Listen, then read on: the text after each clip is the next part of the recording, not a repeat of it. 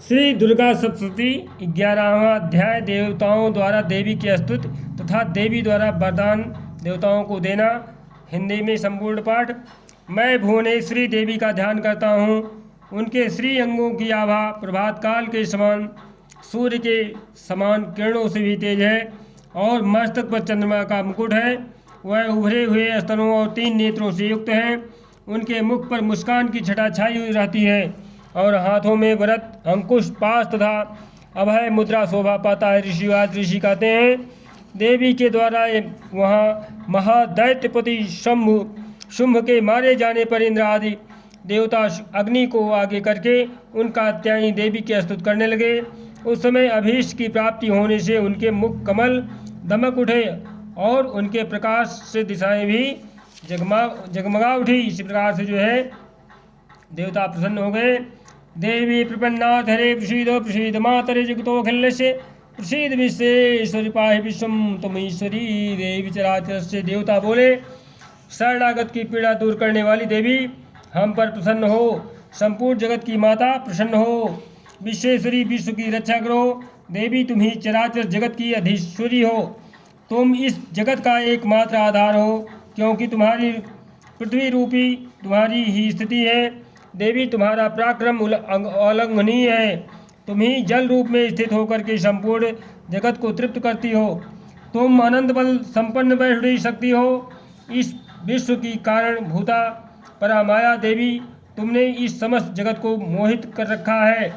तुम ही प्रसन्न होने पर इस पृथ्वी पर मोक्ष की प्राप्ति करती हो और तुम ही देवी संपूर्ण विद्याएं तुम्हारे ही भिन्न भिन्न स्वरूप हैं। जगत में जितनी स्त्रियां हैं वह सब तुम्हारी ही मूर्तियां हैं। जगदम्ब एकमात्र तुमने ही इस विश्व को व्याप्त कर रखा है। तुम्हारी स्तुति क्या हो सकती है। तुम तो स्तवन करने योग्य पदार्थों से परे एवं परा वाणी हो। जब तुम सर्वस्वरूपा देवी स्वर्ग और मोक्ष प्रदान करने वाली हो तब इसी रूप में तुम्हारी स्तुति हुई थी और इस प्रकार से यह स्तुति होती रहेगी। तुम्हारी स्तुति के लिए इससे जो है अच्छी उक्तियाँ और क्या हो सकती हैं। माता बुद्ध रूप से सब लोगों के हृदय में विराजमान रहने वाली तथा स्वर्ग एवं मोक्ष प्रदान करने वाली नारायणी देवी तुम्हें नमस्कार है। कला का साध के रूप से क्रमशः परिणाम अवस्था परिवर्तन की ओर ले जाने वाली तथा विश्व का संहार करने में समर्थ नारायणी तुम्हें नमस्कार है। नारायणी तुम सब प्रकार का मंगल प्रदान करने वाली मंगलमयी हो। कल्याणदायिनी शिवा हो। सब पुरुषार्थों को सिद्ध करने वाली शरणागत वत्सला 3 नेत्रों वाली एवं गौरी हो तुम्हें नमस्कार है। तुम सृष्टि पालन और संहार की शक्तिभूता सनातनी देवी गुणों का आधार तथा सर्वगुणमयी हो। नारायणी तुम्हें नमस्कार है।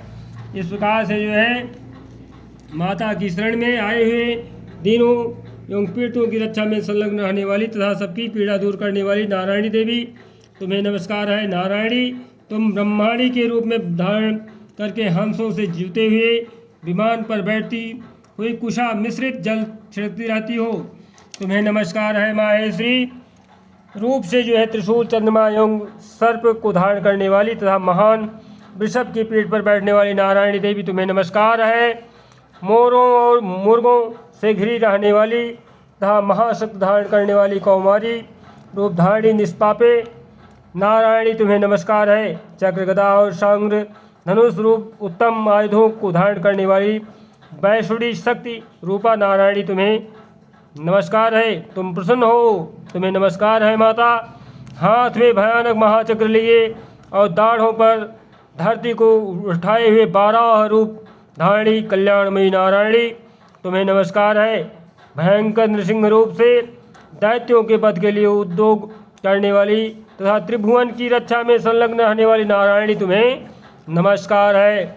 मस्तक पर किरीट और हाथ में महावज्र धारण करने वाली सहस्र नेत्रों के कारण उद्दीप दिखाई देने वाली और वृत्तासुर के प्राणों का अपहरण करने वाली इंद्र शक्ति रूप नारायणी देवी तुम्हें नमस्कार है। शिवदूती रूप से दैत्यों की महती सेना का संहार करने वाली भयंकर रूप धारण तथा विकट गर्जना करने वाली नारायणी तुम्हें नमस्कार है। दाढ़ों के कारण विकराल मुख वाली मुंडमाला से विभूषण मुंडमर्दिनी चामुंडा रूप नारायणी तुम्हें नमस्कार है। लक्ष्मी लज्जा महाविद्या श्रद्धा पुष्टि शोधा ध्रुवा महाराति तथा महा अविद्या रूपा नारायणी तुम्हें नमस्कार है। मेधा सरस्वती वरा श्रेष्ठा भूत ऐश्वर्य रूपा ब्रह्मी भूरे रंग की अथवा पार्वती तामसी महाकाली नियता संयम प्रायणाता ईशा सबकी अधीश्वरी रूपिणी नारायणी तुम्हें नमस्कार है। सर्वस्वरूपा सर्वेश्वरिता सब प्रकार की शक्तियों से संपन्न दिव्य रूपा दुर्गे देवी सब भयों से हमारी रक्षा करो तुम्हें नमस्कार है। कात्यायनी यह 3 लोचनों से विभूषित तुम्हारा सौम्य मुख सब प्रकार से भय किससे हमारी रक्षा करे तुम्हें नमस्कार है। भद्रकाली ज्वालाओं के कारण विकराल प्रतीत होने वाली माँ अत्यंत भयंकर तथा समस्त असुरों का संहार करने वाली तुम्हारा त्रिशूल भय से हमें बचाए तुम्हें नमस्कार है। देवी जो अपनी ध्वनि से संपूर्ण जगत को व्याप्त करके दैत्यों के तेज नष्ट किए देता है वह तुम्हारा घंटा जो है हम लोगों की पापों से उसी प्रकार रक्षा करेगा जैसे माता अपने पुत्रों की बुरे कर्मों से बचाया करती है। चंडिके तुम्हारे हाथों में सुशोभित खड़ग जो असुरों के रक्त और चर्बी से चर्चित है हमारा मंगल करे हम तुम्हें नमस्कार करते हैं। माता देवी तुम प्रसन्न होने पर सब रोगों को नष्ट कर देती हो और कुपित होने पर मनोवांछित सब कामनाओं का नाश कर देती हो। जो लोग तुम्हारी शरण में जा चुके हैं उन पर विपत्ति तो आती ही नहीं है। तुम्हारी शरण में गए हुए मनुष्य दूसरों को शरण देने वाले हो जाते हैं। देवी अम्बिके तुमने अपने स्वरूप को अनेक भागों में विभक्त करके नाना प्रकार के रूपों से जो इस समय इन धर्मद्रोही महादैत्यों का संहार किया है वह सब दूसरी कौन कर सकती थी। विद्याओं में ज्ञान को प्रकाशित करने वाले शास्त्रों में था आदि वाक्यों वेदों में तुम्हारी शिवा और किसका वर्णन है तथा तुम्हें छोड़ करके दूसरी कौन ऐसी शक्ति है जो इस विश्व को अज्ञानमय घोर अंधकार से परिपूर्ण ममता रूपी गड्ढे में निरंतर भटका रहता है। जहाँ राक्षस जहाँ भयंकर विष वाले सांप जहाँ शत्रु जहाँ लुटेरे और लुच्चों की सेना और जहाँ दावानल हो वहाँ तथा समुद्र के बीच में भी साथ रह करके तुम विश्व की रक्षा करती हो। हे देवी विश्वेश्वरी तुम विश्व का पालन करती हो विश्वरूपा हो इसलिए संपूर्ण विश्व को धारण करती हो। तुम भगवान विश्वनाथ की भी वंदनीय हो। जो लोग भक्ति पूर्वक तुम्हारे सामने मस्तक झुकाते हैं वह संपूर्ण विश्व को आश्रय देने वाले होते हैं। देवी प्रसन्न हो जैसे इस समय असुरों का वध करके तुमने शीघ्र ही हमारी रक्षा की है उसी प्रकार सदा हमें शत्रुओं के भय से बचाओ।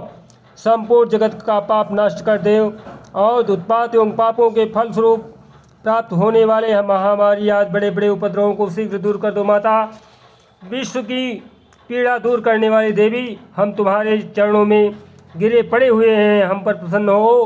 त्रिलोक निवासिनियों की पूजनीय परमेश्वरी सब लोगों को वरदान दो। देवी बोली देवी वाच देवताओं मैं वर देने को तैयार हूँ। तुम्हारे मन में जो इच्छा है वही वरदान मांग लो। इस संसार के लिए उस उपकार कारक वर को मैं अवश्य दूंगी। देवता बोले देववा सर्वेश्वरी तुम इसी प्रकार तीनों लोगों की समस्त बाधाओं को शांत करो और हमारे शत्रुओं का नाश करती रहो।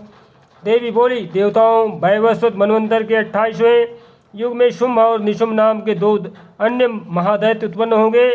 तब मैं नंदगोप के घर में उनकी पत्नी यशोदा के गर्भ से अवतीर्ण होंगी और विंध्याचल में जाकर रहूंगी और उक्त दोनों असुरों का नाश करूंगी। इस प्रकार से देवी बोली फिर अत्यंत भयंकर रूप से पृथ्वी पर अवतार ले मैं प्रचित नाम वाले दानवों का वध करूंगी। उस भयंकर महादैत्यों को भक्षण करते समय मेरे दांत अनार के फूल की भांत लाल हो जाएंगे। तब स्वर्ग में देवता और मृत्युलोक में मनुष्य सदा मेरी स्तुति करते हुए मुझे रक्त दंतिका कहेंगे। फिर जब पृथ्वी पर 100 वर्षों के लिए वर्षा रुक जाएगी और पानी का अभाव हो जाएगा उस समय मुनियों के स्तवन करने पर मैं पृथ्वी पर आयो निजा रूप में प्रकट होंगी और 100 नेत्रों से मुनियों को देखूंगी। अतः ये मनुष्य शताक्षी इस नाम से मेरा कीर्तन करेंगे। देवताओं उस समय में अपने शरीर से उत्पन्न हुए शाकों द्वारा समस्त संसार का भरण पोषण करूंगी। जब तक वर्षा नहीं होगी तब तक जो है वह शाक ही सबके प्राणों की रक्षा करेंगे। इस प्रकार से ऐसा करने के कारण जो है पृथ्वी पर शाकांबरी नाम से मेरी ख्यात होगी और सब लोग जो है मुझे शाकांबरी माता कहेंगे। उसी अवतार में मैं दुर्गम नामक महादैत्य का वध भी करूँगी। इससे जो है मेरा नाम दुर्गा देवी के रूप में प्रसिद्ध होगा। फिर मैं जब भीम रूप धारण करके मुनियों की रक्षा के लिए हिमालय पर रहने वाले राक्षसों का भक्षण करूँगी, उस समय सब मुनि भक्ति से नतमस्तक होकर के मेरी स्तुति करेंगे। तब मेरा नाम भीमा देवी के रूप में विख्यात होगा। जब अरुण नामक दैत्य तीनों लोकों में भारी उपद्रव मचाएगा, तब मैं तीनों लोकों का हित करने के लिए 6 पैरों वाले असंख्य ब्रह्मों का रूप धारण करके उस महादैत्य का वध करूँगी। तब उस समय जो है मेरा नाम जो है भ्रामरी के नाम से चारों ओर मेरी स्तुति करेंगे। इस प्रकार जब जब संसार में दानवी बाधा उपस्थित होगी, तब तब अवतार लेकर के मैं शत्रुओं का संहार करूँगी। इस प्रकार से जो है 11वां अध्याय संपूर्ण हुआ। जय माता की।